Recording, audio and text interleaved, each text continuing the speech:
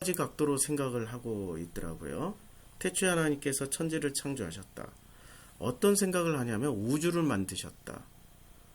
그리고 해와 달과 별을 만드신 사건이 첫째 날, 둘째 날, 셋째 날, 넷째 날, 다섯째 날, 여섯째 날, 동물과 식물과 그리고 우리가 가지고 있는 그 모든 것들을, 우리가 누리고 있는 모든 것들을 창조하셨다라는 것이 창세기 1장에 나와 있기 때문에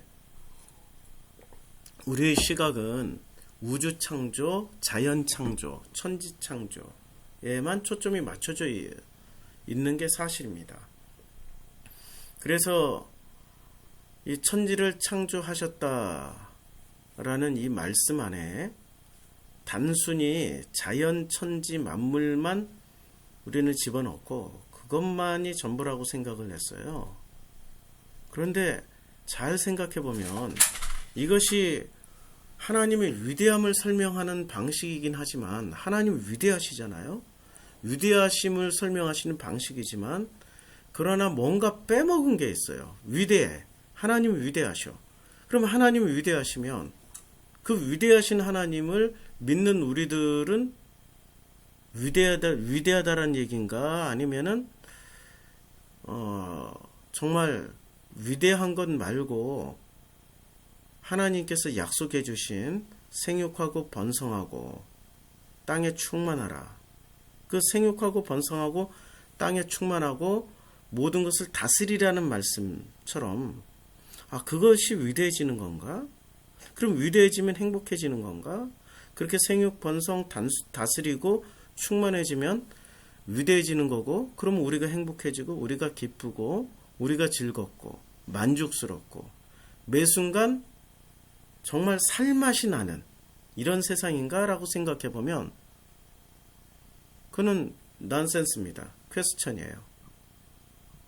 우리는 위대하다라는 것을 꼭 위대하다라는 것을 행복과 연결시키려고 하고 있고, 위대해져야 기쁘다고 생각하고 있고, 위대해져야 즐겁고 재미나다라고 생각을 해요.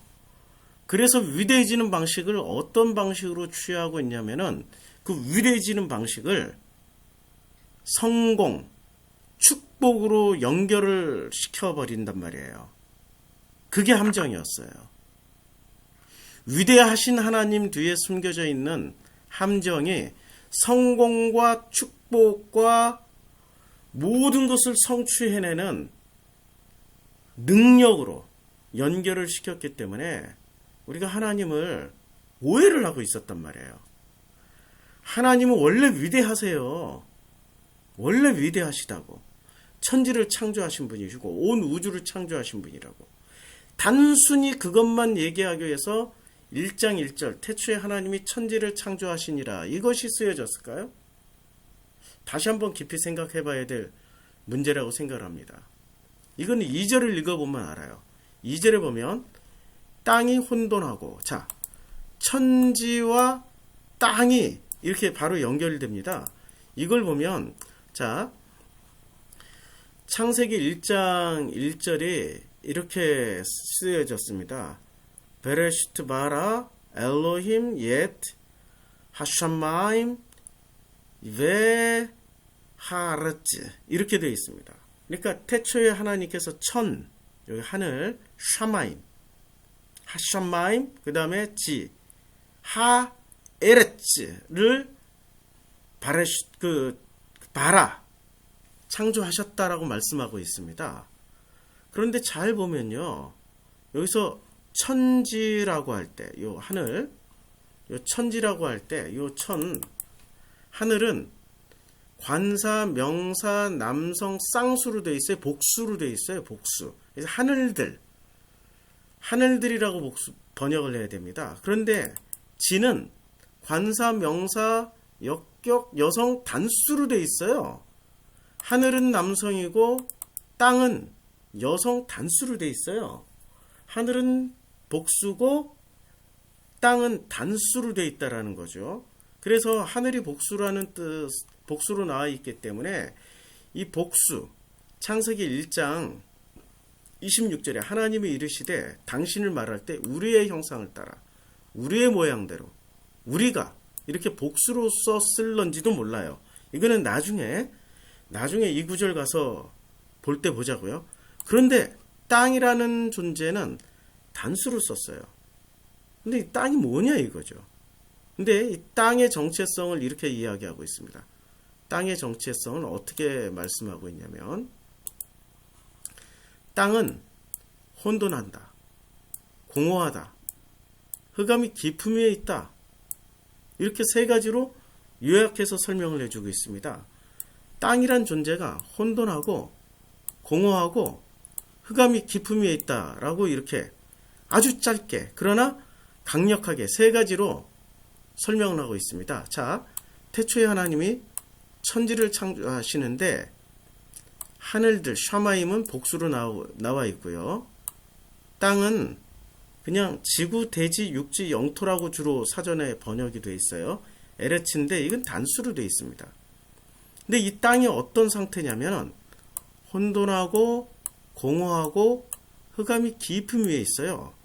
자, 우리는 이 대목에서 땅이 혼돈하고 공허하고 흑암이 깊음 위에 있다 라고 우리는 말씀할 때 어떤 생각을 하냐면, 땅이 뒤죽박죽 섞여 있구나. 야, 땅이 그냥 그 흙이라는 것 자체가 뒤죽박죽 섞여 있고 지진이나 아니면은 뭔가 알 수 없는 자연 현상이 일어나서 혼돈하고 공허하고 흑암이 깊음 위에 있다라고 생각을 하고 있는데, 그렇게 생각을 이제까지 해왔어요. 근데 그게 하나님에 대한 성경을 해석하는데 걸림돌이 되어버리고 말았단 말이에요. 1차원적인 해석. 우리 세상이 발전하면 발전할수록 1차원에서 2차원, 2차원에서 3차원 이렇게 발전하게 되잖아요. 그리고 세상이 원시적일수록 1차 산업에 종사하고 세상이 발전할수록 2차 산업, 세상이 더욱더 발전하면 3차 산업, 더더욱 발전하면 4차 산업, 정보 산업으로 넘어가잖아요. 지금 우리는 창세기 1장과 2절을 1장 1절과 2절을 태초에 하나님이 천지를 창조하시느니라 땅이 혼돈하고 공허하며 흑암이 깊음 위에 있고 하나님의 영은 수면 위에 운행하시니라, 이 장면을 해석할 때 우리는 전부 예나 지금이나 2000년 전이나 지금이나, 아니 유대교까지 포함하면 몇천 년 동안을 1차원적인 해석만 했단 말이에요. 이것을 3차원, 4차원, 5차원, 차원은 무한 차원이 존재하잖아요. 하나님이 이 우주를 창조하신 이 차원이 무한 차원까지 존재한다라고 우리가 과학자들이 밝혀낸 거는 12차원까지 밝혀냈나요? 20차원까지 밝혀냈나요? 그거는 제가 정확하게 모르겠는데 좌우지간 5차원, 6차원, 7차원, 10차원, 12차원까지는 확실하게 밝혀냈단 말이에요. 그럼 그 차원까지 우리가 해석을 하는 게 맞잖아요. 근데 이걸 아직도 1차원 해석으로 천지, 하늘과 땅을 창조했어. 땅은 혼돈하고 공허하며 흑암이 깊음 위에 있다고 이 정도의 수준으로만 머물러 있단 말이에요. 그게 낮은 차원에서 해석을 한다라는 거죠. 다시 한번 생각을 해보자고요. 자, 여기서 천지라고 할 때 이 지가 예레츠예요. 예레츠. 그 다음에 땅이 혼돈하고 할 때 얘도 예레츠예요. 지나 땅이나 다 예레츠예요. 제가 본문 성경으로 보여드릴게요. 천지를, 요게 예레츠고 땅도 요게 예레츠입니다. 예레츠로 해석을 하는데 이 예레츠가 단수로 돼 있어요. 단수라는 거는 인류 전체를 얘기할 수도, 전체를 얘기할 수도 있고 나라는 개인을 얘기할 수도 있어요. 집합명사일 수도 있고, 전체를, 인류 전체라는 집합명사일 수도 있고, 그때 단수를 쓰잖아요. 그 다음에 나라는 개인을 이야기할 때도 단수가 될 수 있다라는 거죠. 그리고 이 땅이라는 거는 인간을 이야기할 수 있다라는 얘기입니다. 인간을. 이 땅이라는 거는, 자, 창세기 1장 1절로, 그래서 하나님이 천지를 창조하시는 거예요. 천은 나중에 생각해요. 우선 지부터. 왜냐면 1장 2절이 바로 예레츠, 천지의 예레츠를 창조하시느니라, 예레츠가 혼돈하고 공허하며 흑암이 깊음 위에 있다라고 예레츠를 설명했기 때문에 이 예레츠, 땅에 대해서 먼저 알아보자고요. 예레츠가 뭔지. 근데 이 예레츠라는 것을 잘 보시면 창세기 1장 26절, 27절에 볼 때 하나님이 이르시되 우리의 형상을 따라 우리의 모양대로 우리가 사람을 만들고 사람을 만들었어요. 사람을 만들었을 때 형상을 따라 모양대로 만들었어요. 누구의 모양대로? 하나님의 형상을 따라. 하나님 안에 하나님 뭐라고 했냐면 우리라고 그랬어요. 우리의 형상, 우리의 모양대로 우리가 사람을 만들자. 그 다음에 27절에 하나님이 자기 형상 곧 하나님의 형상대로 사람을 창조하시되 남자와 여자를 창조하셨습니다. 그러니까 하나님이 우리를 만드실 때 제일 최초로는 형상대로 만드셨어요. 형상대로 만들었고 두 번째 방식으로 뭐로 만들었냐면 창세기 2장 7절을 보니까 여호와 하나님이 당신의 형상으로 만드는데 재료는 땅의 흙으로 사람을 지으셨단 말이에요. 땅의 흙으로. 그러니까 우리의 재료는 땅이란 말이에요. 우리의 재료는 땅이에요. 분명히 2장 7절도 예레츠로 돼 있을 겁니다. 자, 창세기 2장 7절. 네. 창세기 2장 7절에 보면은 자, 우리 땅에서 그 땅에서 그 땅에서 하아다마에서 흙으로 에페르 이렇게 에페르하고 그 땅에서 그 흙으로 에페르를 취하셨어요. 그러니까 중요한 거는 하아다마에서 그 에페르 그 흙으로 사람을 취하셨어요. 자, 1장 2절에 지금 창세기 1장에서는 1장 1절과 2절에 우리말의 번역에는 땅으로 다 번역이 되어 있고 여기는 예레츠라고 되어 있고 창세기 2장에서는 예페르에서 아다마를 취하셨다고 말씀하셨어요. 자, 그러면 이 예레츠가 어떤 속성이 있고 예페르가 어떤 속성이 있는지 좀 찾아가 보자고. 이거 왜냐면 땅의 정체성을 찾아야 되는 거야. 땅이 뭐냐 이거야. 땅이 뭐냐 이거야. 자, 땅이 창세기 1장 30절에 보니까 땅의 짐승, 땅에 기는 것, 그리고 이 땅에 기는 모든 것을 자, 창세기 2장에 땅에는 뭐가 있어요? 여호와 하나님이 땅에 비를 내리지 아니하셨고 경작할 사람도 없었으므로 이렇게 땅에 대해서 자세히 말씀하십니다. 여호와 하나님이 천지를 창조하실 때 천지의 창조의 대략이 이러하니라. 그러니까 지금 1장 1절에서는 예페르가 자, 요 흙으로 사람을 지으셨다라고 할 때 이 예페르는 1장에서는 등장하지 않아요. 그 다음에 이 아다마가 1장 25절에 등장하는데 1장 25절에 하나님의 땅의 짐승들을 자, 1장에서 지금 에페르에서 아다마를 취하셨어요. 아담. 에페르에서 아다마를 취하셨어요. 이 아다마를 취하셨는데 그러니까 잘 보시면 창세기 2장에 나오는 2장 7절에 요 아다마 에페르에서 아다마를 취해서 그 사람을 만드신 거예요. 그 코에 생기를 넣어 주셔서 그럼 창세기 1장 25절에 하나님이 땅의 짐승을 그 종류대로 땅에 기는 것을 그 종류대로 만드시니 하나님이 보시기에 좋았더라. 요때 땅의 짐승을 요 아다마라고 표현을 했습니다. 그러니까 재료는 자, 요게 아주 좀 복잡한 것 같은데 이렇게 생각하시면 돼요. 1장에서 요 땅의 짐승이나 근데 땅에 기는 모든 것을 하나님이 만드시고 보시기에 좋았다라고 그랬잖아요. 그런데 하나님이 곧 1장 26절에 우리의 형상을 따라 우리의 모양대로 우리가 사람을 만들고 하나님이 자기 형상 곧 하나님의 형상대로 사람을 만드는 과정에서 요때 사람도 2장 7절에 땅의 흙으로 요때 에페르 아다마예요. 그러니까 땅에 있는 에페르에서 아다마를 취하신 거예요. 그러니까 이 아다마의 재료하고 아다마하고 재료로 보면 짐승하고 같아요. 참 이게 잘 보셔야 돼요. 땅의 짐승들, 땅에 기는 모든 짐승들하고 재료가 같다고. 그러니까 우리 인간은 흙으로 만들어진 짐승이었거나 흙으로 만들어진 어떤 형태였는데 하나님이 거기에 생기를 불어넣어 주시면 사람이 되고 생기를 안 불어넣어 주시면 그냥 짐승이라고 보시면 돼요. 그러니까 우리 안에 생기가 들어와 있으면 하나님의 형상이 되는 사람이 되는 거고 생기가 안 들어와 있으면 사람의 형상을 하고 있지만 그걸 짐승이다. 이렇게 생각할 수 있는 거죠. 우리가 한 번도 생각해 본 방식이 아니라서 많이 헷갈리고 어려우실 겁니다. 자, 우리가 사람 중에서도 짐승 같은 놈들이 있잖아요.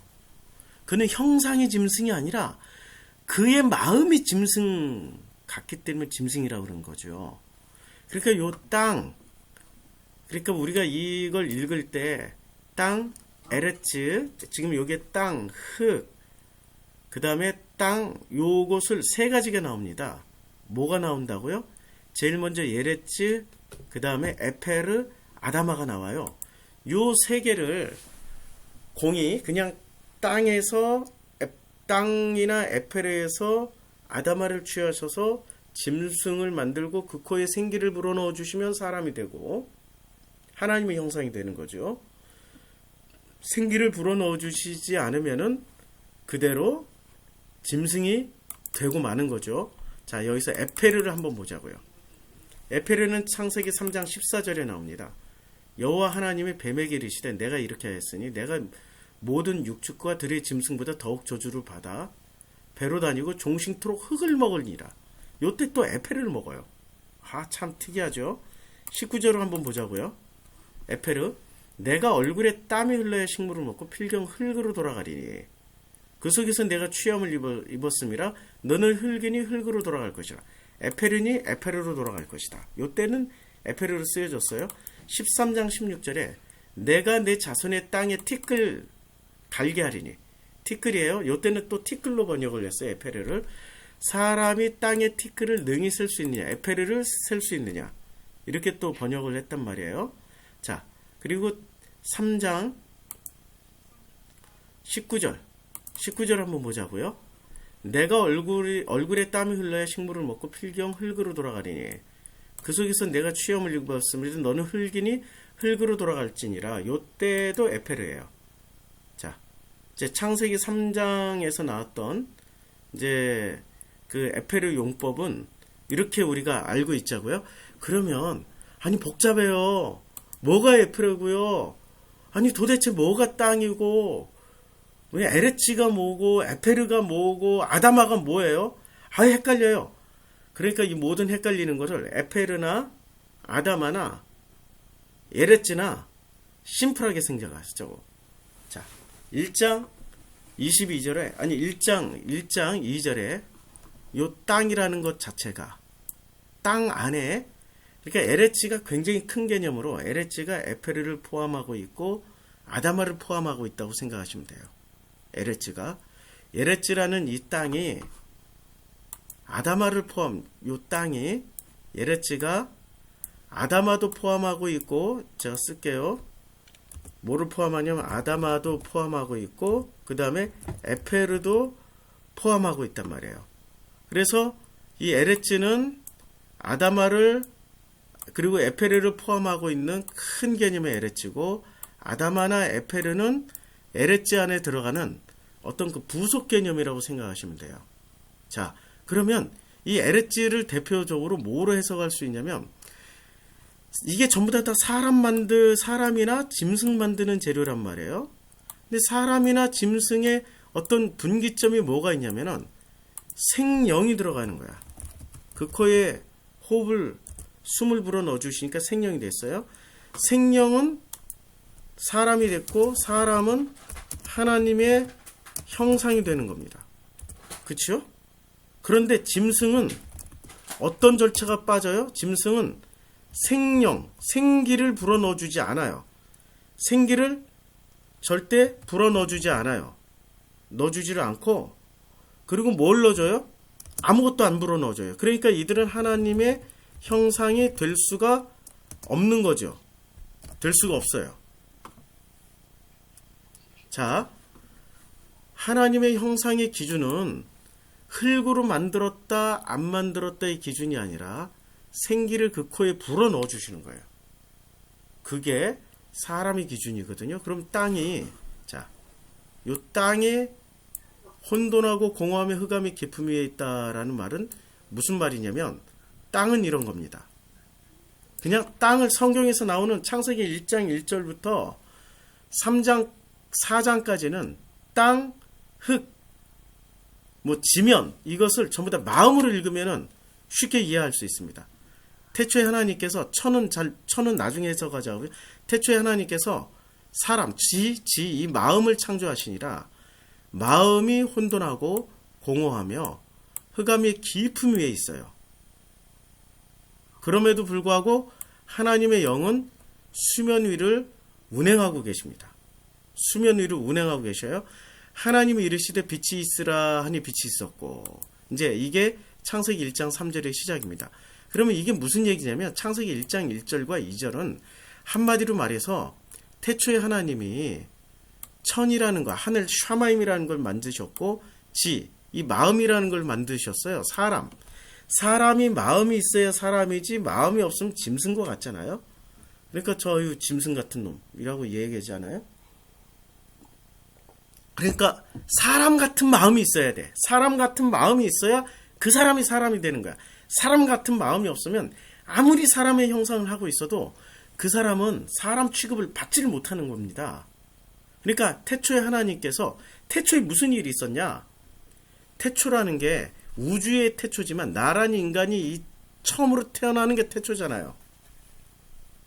나라는 인간이 태어나지 않으면 태초가 존재하지 않는다고. 나라는 인간이 태어나는 순간부터 태초가 존재한다고. 맞지요?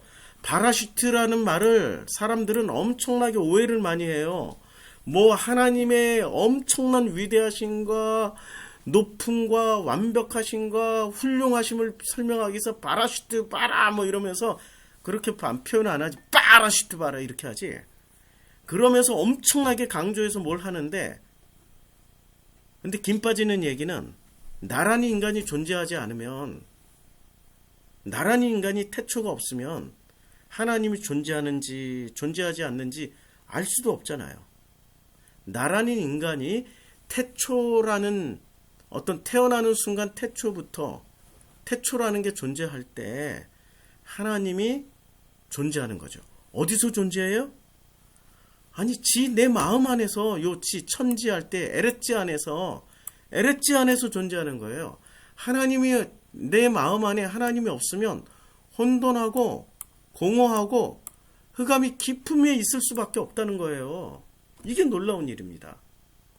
나라는 인간이 태초가 시작됐어요. 태어났어요. 근데 태어나서 하나님이 내 마음 안에 나와 함께 살고 계시면, 나랑 동행하시면 혼돈할 일이 없을 겁니다. 공허할 일이 없을 겁니다. 흑암이 깊음 위에 있을 일이 없을 겁니다. 그치요? 근데 나라는 인간이 하나님과 공존하지 않고, 동행하지 않고, 하나님과 함께 존재하지 않고, 하나님이 내 마음 안에 없으면은 우리는 그냥 짐승에 불과한 존재가 되는 거죠. 어떻게? 짐승은 혼돈하고 공허하며 흑암이 깊음 위에 있을 수밖에 없는 거예요. 성경에서 말하는 짐승은 음메 우는 소나 으르렁거리는 사자나 호랑이 수준이 아니라고요. 사람의 형상을 하고 있어도 사람 마음이 아니면 짐승이고, 사람 마음이면 그 사람이 하나님의 형상이라고. 왜냐면 우리 마음 안에 하나님과 함께 하시면, 하나님이 함께 해주시면 우리 마음에 혼돈할 일이 없고 공허할 일이 없고 흑암이 깊은 위에 있을 일이 없다고요.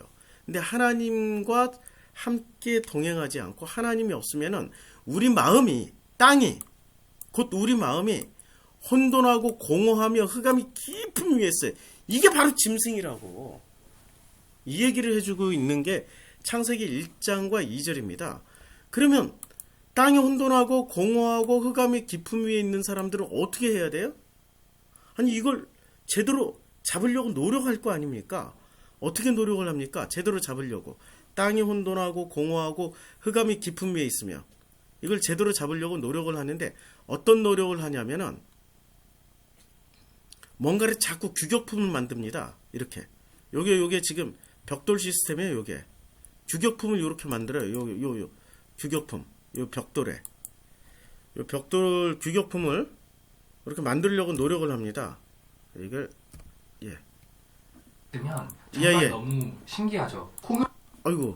자, 이 규격품을 만들려고 합니다. 규격품을 자꾸 만들려고 노력을 하는데 이 규격품을 만들려고 노력하는 우리가 무슨 일을 하냐면은 우리가 자녀가 태어나든 혹은 우리가 윗사람이 됐건 선생이 됐건 목사가 됐건 무슨 일을 하려면 자꾸 사람을 만들어 가려고 그래요. 근데 창세기에서 사람을 누가 만들어요? 하나님이 만드시잖아요. 자, 창세기에서는 사람을 누가 만드냐면 오직 하나님만 사람을 만듭니다. 사람이 사람을 만들지 않아요. 잘 보세요. 하나님이 이르시되 우리의 형상을 따라 우리의 모양대로 우리가 사람을 만들고 그들로 바다의 물고기 하늘의 새와 가축과 온 땅에 기는 모든 것을 다스리게 하자 하시고 하나님이 자기 형상 곧 하나님의 형상대로 사람을 창조하시되 남자와 여자를 만들어요. 그리고 2장에서도 여호와 하나님이 땅의 흙으로 사람을 지으시고 생기를 그 코에 불어넣으시니 사람이 생명이 되는 거예요. 자, 그래서 1장에서 사람을 만드는 주체도 하나님이시고 2장에서 사람을 만드는 주체도 여호와 엘로힘이에요. 1장에서는 엘로힘이 만드시고 2장에서는 여호와 엘로힘이 만드십니다. 여호와 엘로힘이 만들어요. 그런데 우리는 잘 보시면 사람을 만드는 주체가 누구죠? 사람이 사람을 만들어 가잖아요. 하나님이 사람을 만들어 가야 되는데 자, 동영상 하나 보시겠습니다. 공연을 보면서 정말 재밌고 즐겁다가도 이 무대를 위해서 배우가 얼마나 연습하고 또 다쳤을지 상상해보면 마음이 아프기도 합니다. 우리의 인생도 이 서커스 무대의 배우 같다라는 생각을 가끔 해봅니다. 다른 사람의 요구에 맞추어서 아슬아슬 묘기를 부리면서 살아갑니다. 우리의 부모는 우리에게 정말 너무나 많은 요구들을 하는데요. 이 요구를 맞춰보려 인생을 힘겹게 아슬아슬하게 살아가는 사람들이 참 많아요. 이 수많은 요구들은 당신의 머릿속에 박혀서 평생 당신을 괴롭힙니다.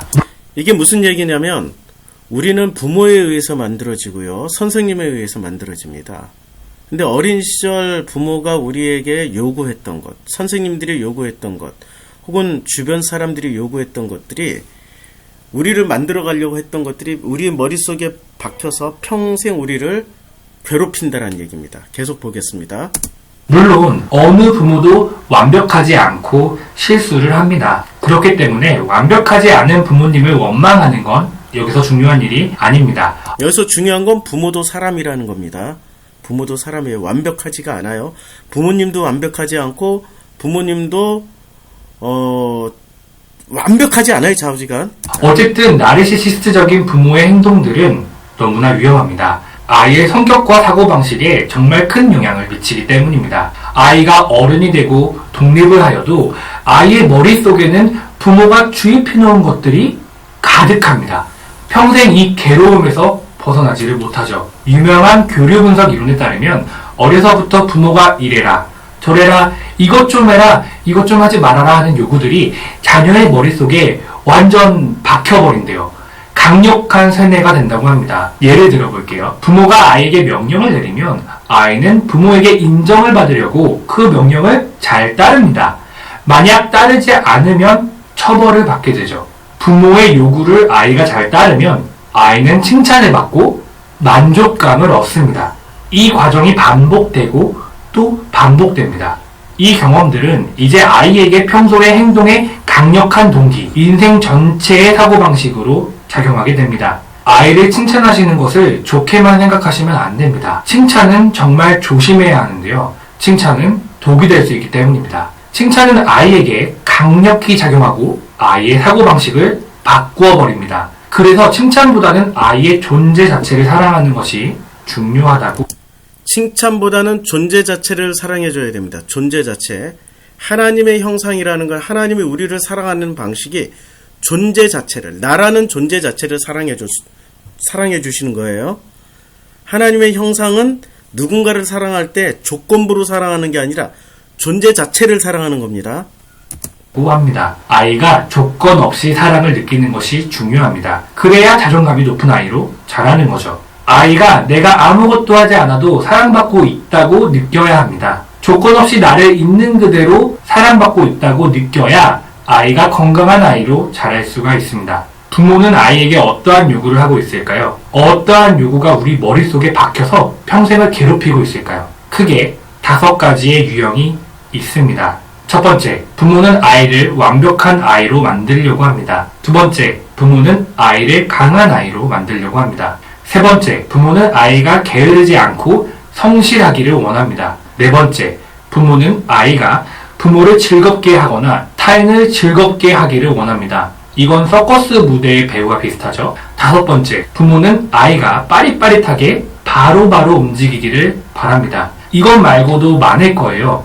부모는 아이가 정말 완벽한 아이가 되기를 바랍니다. 물론 이것들은 우리에게 다 필요하고 중요한 것들이 맞긴 맞아요. 완벽해지고 강해지고 성실해지고 친근하고 빠릿빠릿한 것들. 부모님 말대로만 자라면 우리는 정말 완벽한 사람이 될 수 있을 것만 같죠. 하지만 다시 생각해 보세요. 이 말들은 아이를 망칠 수도 있어요. 제가 반박해 볼게요. 첫 번째, 우리는 항상 완벽할 수 없습니다. 이 세상에는 완벽한 것이라는 것은 없습니다. 완벽해질 수가 없는데 완벽해지려고 한다면 늘 자기 자신이 부족한 사람이라고 생각될 거예요. 평생 완벽하지 않아서 불안할 거예요.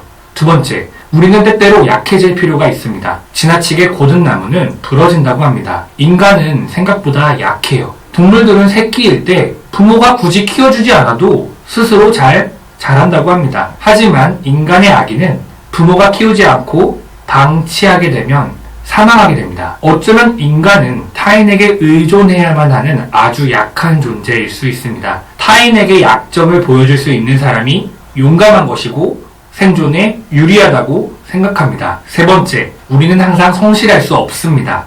우리의 체력은 한계가 있고 일하는 것보다 쉬는 것이 더 중요할 수 있습니다. 강박적으로 모든 일을 다 성실하게 하려고 한다면 금방 지쳐서 번아웃되거나 미쳐버릴 수밖에 없을 거예요. 이 약간의 게으름도 우리에게 꼭 필요한 것입니다. 네 번째, 우리는 타인을 즐겁게 할 필요가 없습니다. 우리는 애완동물이 아니니까요. 최근에 국민청원을 보니까 유치원 재롱잔치를 없애달라는 의견이 있었습니다. 잘 생각해보면 재롱잔치는 부모님만 즐겁고 준비하는 선생님과 아이는 힘들고 괴롭기만 한 경우가 있습니다. 다른 사람을 즐겁게 하는 것보다 내가 즐거운 것이 더 중요합니다. 내가 우선이 되어야 합니다. 항상 타인을 즐겁게 하려고 노력하면 아이는 눈치를 많이 보는 사람으로 자랍니다. 혼자 스스로 만족하고 행복해지는 법을 모르게 됩니다. 다섯 번째, 우리는 모든 걸 급하게 할 필요가 없습니다. 모든 걸 성급하게 하다 보면 꼭 실수하게 됩니다. 위험에 빠지기도 합니다.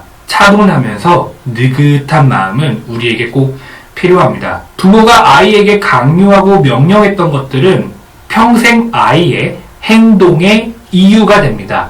평생 영향을 미치는 거죠. 남들보다 내가 완벽주의가 있다고 생각하시나요? 내가 더 강해야 한다고 생각하시나요? 내가 더 성실해야 하나요? 내가 성격이 좀 급한 것 같나요? 타인을 자꾸만 즐겁게 해줘야 한다고 생각하시나요? 모두 부모가 형성해 놓은 사고방식일 수 있습니다. 성장 과정에서 부모가 이러한 요구를 하고 저러한 요구를 했던 것들이 우리의 머릿속에 강력하게 박혀서 내 삶의 사고방식이 되었을 수 있습니다. 예를 들면 어떤 사람이 이러한 고민을 합니다. 나는 하루에 잠을 너무 많이 자는 것 같아요. 하루에 잠을 6시간이나 자요. 정말 걱정이에요. 라고 고민하는 사람이 있습니다.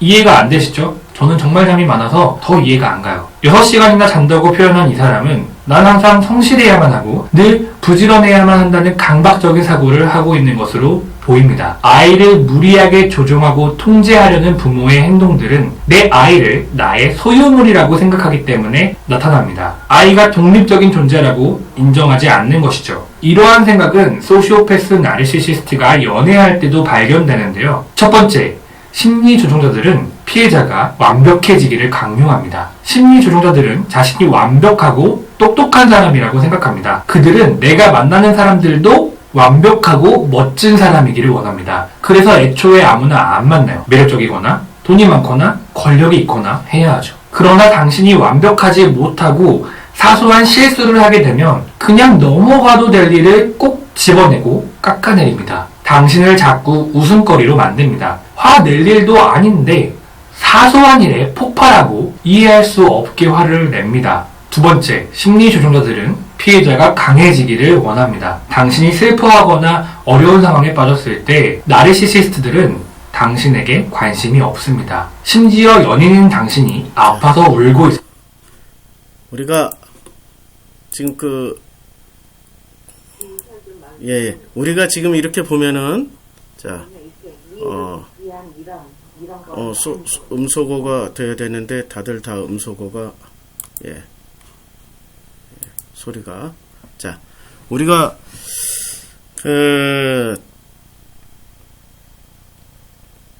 자세히 보면요, 사람을 만들고 있어요. 하나님이 사람을 만들어야 되는데 우리가 사람을 만들고 있어요. 하나님이 사람을 만들어야 되는데 내가 하나님이 돼서 내가 사람을 만들고 있었다고요. 완벽한 아이로 만들려고 그랬고, 성실한 아이로 만들려고 그랬고, 믿음 좋은 아이로 만들려고 그랬고, 착한 아이로 만들려고 그랬고, 열심 있는 아이로 만들려고 우리가 노력을 했다고요. 왜? 그래야 세상에서 살아가고 세상에서 성공할 수 있다라고 믿었기 때문에. 그게 바로 우리가 신의 자리에 서서 하나님 대신에 사람을 만들어가고 있었다고. 태초에 하나님께서 천지를 창조하시니라의 그 하나님의 자리를 우리 인간 부모들이 그 자리를 대신해서 태초에 태어난 아이들을 우리가 만들어내고 있었다고. 근데 태어난 아이들이 마음이 어떻겠어요?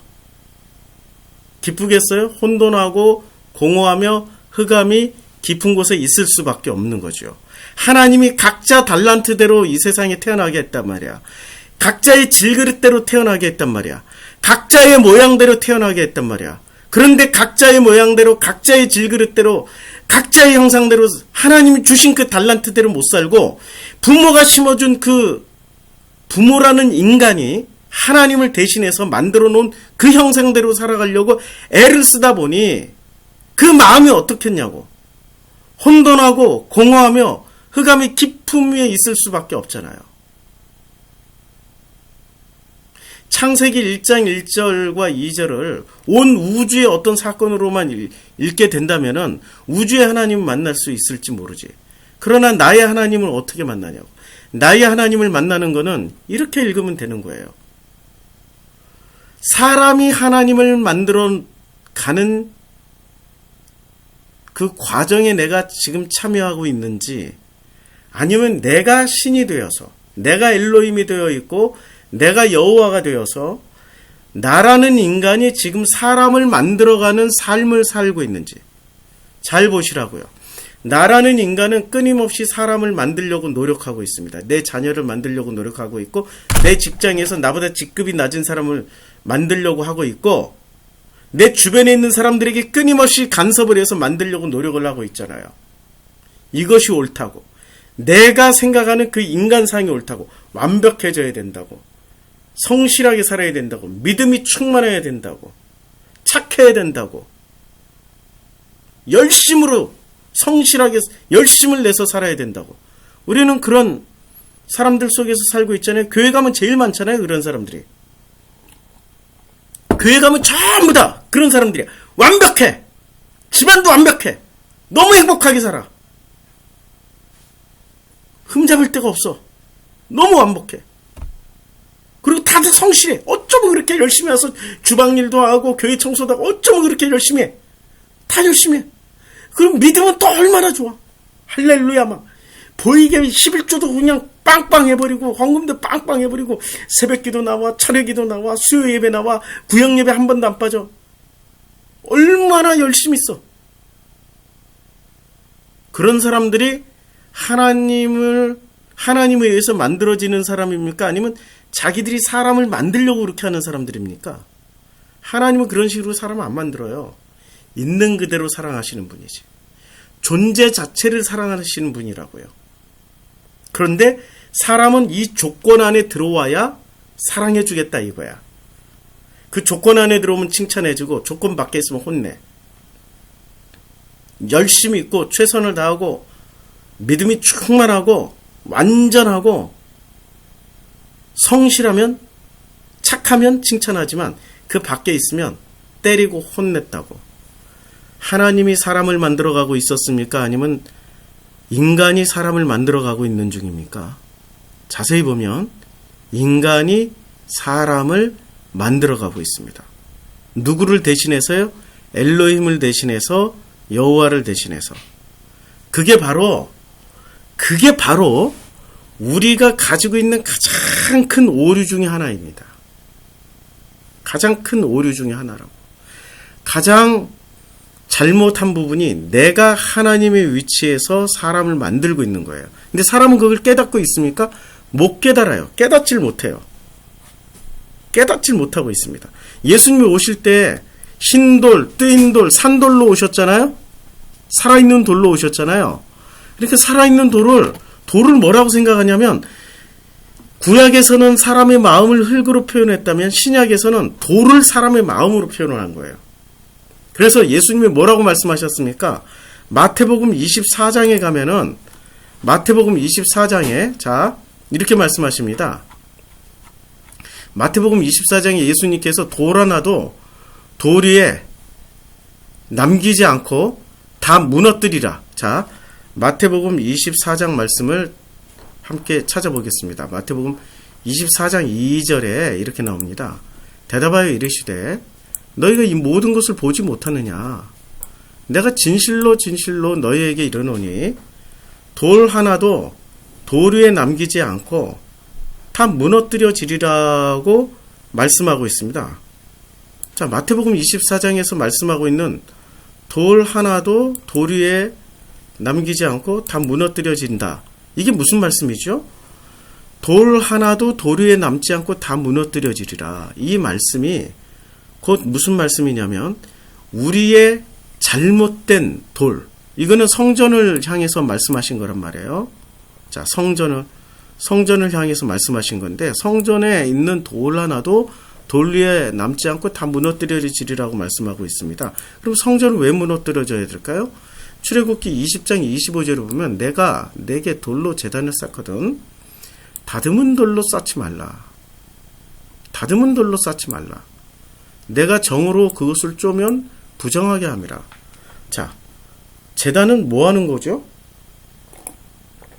제단의 가장 순수한 기능은 하나님과 우리가 만나는 자리 아닙니까? 제단이라는 곳은 하나님과 우리가 만나는, 인간과 하나님이 만나는 자리고 인간과 하나님이 소통하는 자리가 제단인 거죠. 그러니까 그 제단의 가장 첫 번째 기능은 하나님과 우리가 만나는 자리예요. 그러면 구약 성경에서는 제단에서 하나님과 인간이 만났다면 신약 성경에서는 하나님과 인간이 만나는 자리가 어디쯤 될까요? 제단일까요? 아니면 우리의 마음일까요? 자, 고린도전서 3장 16절에 이렇게 이야기하고 있습니다. 너희는 너희가 하나님의 성전인 것과 하나님의 성령이 너희 안에 계시는 것을 알지 못하느냐. 그러니까 우리가 성전이 되는 거예요. 그러니까 우리 어디? 우리 몸? 우리의 마음? 우리의 생각? 우리의 마음이 성전이 되는 거죠. 그러니까 구약 성경에서는 제단이라는 곳을 통하여서 하나님과 우리가 만난다면 신약 성경에서는 그 눈에 보이는 성전은 허물어지고 눈에 보이지 않는 성전은 우리 안에 세워주시는데 그것이 마음 안에 세워주시는 성전이고 우리 마음 안에서 하나님과 나라는 인간이 만나는 자리가 되는 거죠. 구약에서는 제단에서 만나는 거고. 그런데 이 제단을 쌓을 때는 어떤 돌로 쌓으라고 그랬어요? 예, 다듬은 돌로 쌓지 마라. 그러니까 다듬지 않은 돌로 그냥 쌓으라는 거예요. 이 말은 우리의 마음은 어떤 마음이 되어야 된다는 거죠? 하나님의 형상, 성령, 생기가 들어오시면 그냥 그 생긴 모양대로 자연스러움, 있는 그대로 그 마음, 우리의 마음 그대로 하나님을 만날 수 있다라는 겁니다. 그런데 이게 놀라운 일이 생기는 겁니다. 어떤 일이 생겼어요? 있는 그대로 우리의 마음 그대로 하나님을 만나지 않고 마음을 벽돌로 만들어요. 규격품을 만드는 겁니다. 어떤 규격품이요? 이런 규격품을 만들어 왔잖아요. 이런 완벽한 아이, 강한 아이, 성실한 아이, 착한 아이, 믿음 좋은 아이, 열심 있는 아이, 이런 규격품을 만들어서 이런 규격품이 착해야 하나님을 만난다. 믿음이 좋아야 하나님을 만난다. 성실해야 하나님 만난다. 완전해야 하나님 만난다. 죄가 없고 흠이 없고 결이 없고 완전해야 하나님 만난다. 우리는 이렇게 규격품을 만들었잖아요. 그게 벽돌로 만들어야 하나님이 우리를 만나 주신다라고 믿고 있었던 거죠. 아닙니다. 다듬지 않은 마음 그대로 하나님이 주신 그 날 것 그대로의 마음을 가지고 있을 때 하나님이 우리 안에서 역사하시고 우리와 동행하시고 나라는 인간과 함께 하시면서 내 평생 나와 동행해 주신다라고 말씀하고 있는 거죠. 그래서 돌로 쌓은 성전은 벽돌로 쌓은 성전 다 무너뜨립니다. 솔로몬 성전 돌을 쪼개서 아예 채석장에서부터 규격품 만들어서 그것을 예루살렘까지 가져와서 그걸로 성전 지었잖아요. 솔로몬 성전 바벨론에 의해서 무너졌습니다. 수르바벨 성전. 헬라군에 그리스군의 돼지떼가 들어와서 더럽혀졌습니다.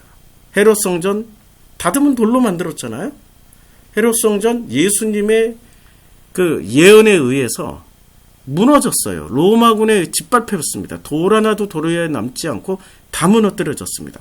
이것의 상징적인 의미는 있는 그대로 하나님은 우리를 사랑해 주시기로 작정을 하셨고 우리의 마음이 있는 그대로 우리 마음에 들어와서 함께 먹고 더불어 마시며 동행해 주시기로 하나님께서 작정하셨는데 그런데 세상에 우리의 마음을 하나님이 만들어 주신 그 마음을 사람이 다시 벽돌로 만들어버렸어요.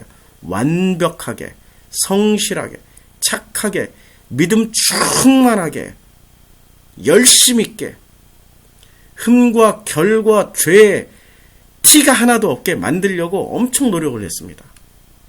그게 벽돌 쌓는 사람들의 심성이었어요. 벽돌을 만드는 창세기. 그래서 벽돌로 만드는 일을 하나님은 굉장히 싫어하십니다. 자, 창세기 11장에 보면 이에 그들이 동방으로 옮기다가 신할 평지를 만나 거기서 거류하며 서로 말하되 자, 벽돌을 만들어 견고히 굽자 하고 이에 벽돌로 돌을 대신하여 역청으로 진흙을 대신하고 또 말하되 자, 성읍과 탑을 건설하여 그 탑 꼭대기를 하늘에 닿게 하여 우리의 이름을 내고 온 지면에 흩어짐을 면하자. 자, 지금 뭐를 만들고 있어요? 벽돌을 만들고 있어요. 벽돌로 돌을 만들고 있습니다. 하나님이 어떻게 하십니까? 이것을 보고 주님이 뭐라고 말씀하세요? 야, 여호와께서 이르시되 이 무리가 한 족속이 언어도 하나이므로 이같이 시작하였을 이후로는 그 하고자 하는 일을 막을 수가 없으리로다. 자, 우리가 내려가서 거기서 그들의 언어를 혼잡하게 하여 그들이 서로 알아듣지 못하게 하자 하시고 여호와께서 거기서 그들을 온 지면에 흩으셨으므로 그들이 그 도시를 건설하기를 그치셨더라. 하나님이 그 탑을 흩어지게 짓지 못하게 흩어지게 만들어버린 거예요. 자, 또 벽돌을 굽던 시절이 있었죠. 출애굽기 1장에 보면 출애굽기 1장에 벽돌을 만들게 시켰어요. 누가요?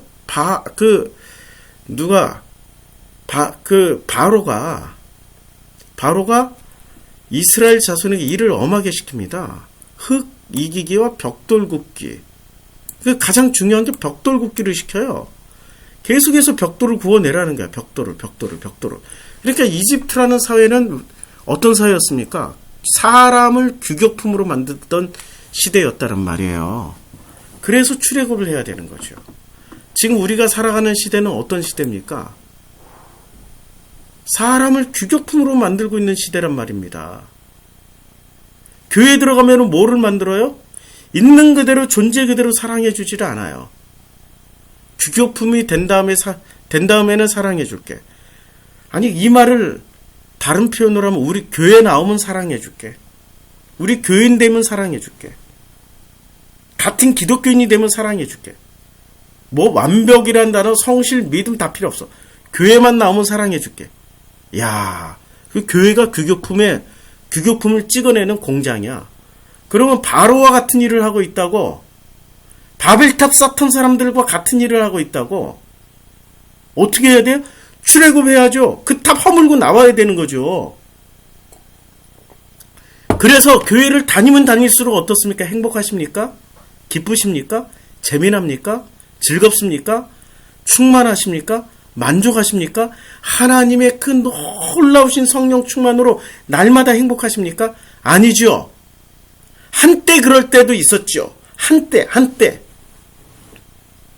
처음 교회 다니시는 분은 지금 막 즐겁고 재미있을 수가 있죠. 그러나 교회를 10년, 20년, 30년 다녀보세요. 혼돈하고 공허하며 흑암이 깊은 위에 있습니다. 이제 출애굽하십시오.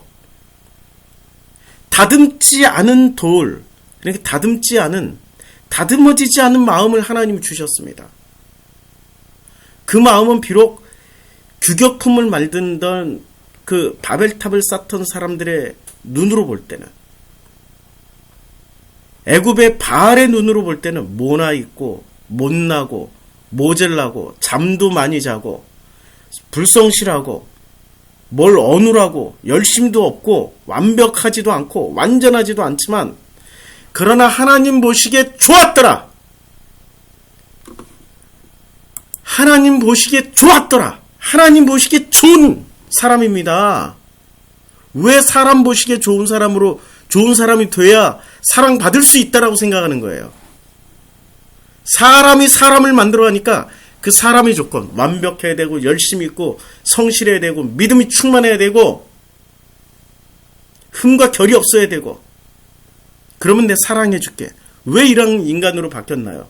하나님과 동행하는 사람은 게을러도 돼. 좀 흠이 있어도 돼.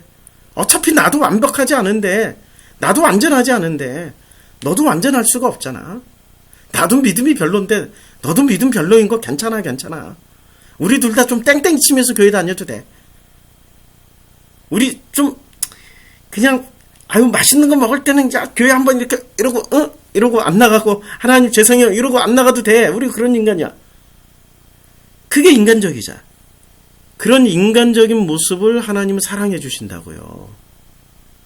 왜 하나님 흉내를 내는 완벽하고 거룩하고 믿음 충만하고 성실하고 열심 있는 사람만 왜 사랑하신다라고 생각합니까? 하나님은 아닙니다. 하나님은 있는 그대로 우리를 받아주시는 분입니다. 자, 왜 인간은 그렇게 생각하게 되냐면 간단해요. 창세기 3장에서 너희가 그것을 먹는 날에 선악지식을 먹었잖아요. 우리 인간은 이미 선악지식을 먹었잖아요. 너희 눈이 밝아져서 뭐처럼 되어 있습니까? 하나님같이 되어 있어요. 하나님같이 되어 있기 때문에, 하나님같이 되어 있어서 인간은 자꾸 하나님의 흉내를 내는 겁니다. 그래서 내 자녀를 막 하나님처럼 만들려고 그래. 내가 하나님이니까 너희도 하나님이 돼야 돼. 선생님도 내가 하나님이니까 너희도 선생님 수준까지 이르러야 돼.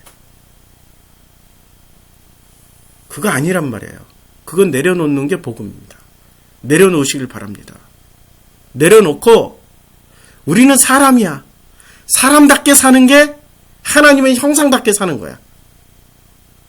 사람이니까 실수하고, 사람이니까 잠도 많고, 사람이니까 게을러질 수도 있고, 사람이니까 모자라기도 하고, 사람이니까 죄도 짓는 거야. 신이 아니니까. 근데 사람은 자꾸 신의 흉내를 내면서 신처럼 되려고 합니다. 그게 선악지식을 먹은 인간의 무서운 모습입니다. 내려놓으십시오. 교회 다니는 성도님들, 기독교인들이요, 당신들이 다 옳지 않습니다. 당신들이 설정한 목표는 선악 지식에서 나오는 목표일 뿐이고 하나님의 형상에서 나오는 목표가 아닙니다. 하나님의 형상, 그냥 하나님과 동행하는 사람은 있는 그대로 살아갑니다. 제가 교통사고 당했습니다. 이런 일 당할 줄이라고는 생각지도 못했어요. 이사 온 첫날, 지금 삼내로 이사 와서 이 집에서 하루도 자본 적이 없어. 병원에서 계속 잤어. 아이러니야. 내가 완전하고 어떤 계획을 가지고 있고 성실하고 믿음이 충만했더라면 아마 자책해 했을 겁니다. 나를 때리면서 아이고 내가 무슨 죄를 졌길래 이 모양이냐 이렇게 했을 겁니다. 무슨 죄가 많아서 오는 첫날부터 내가 삼내 잘못 온 거야? 전주에 잘못 내려온 거야? 하나님 뭘 잘못했길래 이래요? 죄송합니다. 잘못했어요. 이러고 회개 눈물 흘렸을 거예요. 그런데 제가 바뀐 거예요. 하나님의 형상으로. 하나님의 형상으로 바뀌니까 하나님이 무슨 계획이 있겠지 뭐. 하나님 계획대로 하나님 끌고 가면 가는 거고 앉으라 그러면 앉고 서라 그러면 서고 가라 그러면 가는 거지. 광야에서 백성들처럼 구름기둥이 멈추면 텐트 치고 구름기둥이 이동하면 텐트 걷고 구름기둥 불기둥이 환하게 비치면 불기둥 따라가는 거고 그렇게 사는 게 하나님과 동행하는 하나님의 임재를 날마다 체험하면서 살아가는 사람들의 모습입니다. 사고를 통하여서 다시 한번 확인하게 됩니다. 야, 내 뜻대로 사는 게 아니라 아버지 뜻대로 사는구나. 야, 그나마 요 정도만 다치게 돼서 정말 감사하다. 또 많이 다쳤으면 또 어때? 그것도 감사하다. 내 뜻대로 사는 게 아니라 아버지 뜻대로 살아가는 거니까. 내 뜻은 언제나 완전해. 근데 아버지 뜻은 너무 커서 몰라. 그게 비결입니다. 아버지 뜻은 완전하다, 성실하다, 충만하다, 열심이다 이렇게 판단할 수가 없습니다. 너무 커서 몰라. 너무 커서 몰라. 그러나 우리는 인간은 사이즈를 가늠할 수 있기 때문에 완전해야 돼. 성실해야 돼. 믿음이 충만해야 돼. 열심히 있어야 돼. 착해야 돼. 이런 규정을 짓지 맙시다. 인간은 사이즈가 너무 작아. 그 하나님 그 뜻대로 살아갑시다. 기도하겠습니다. 아버지 하나님, 하나님의 뜻도 모르면서 우리는 하나님 흉내를 내고 있었습니다. 하나님 뜻도 알지도 못하면서 내 자녀를 신처럼 만들어 놓으려고 가진 애를 쓰고 있었습니다. 우린 신이 아닙니다. 다 내려놓게 해주시고 더더욱 내려놓게 해주셔서 아버지 뜻대로 살아갈 수 있는 저희들로 축복하여 주시옵소서. 예수님의 이름으로 기도드렸습니다. 아멘. 우리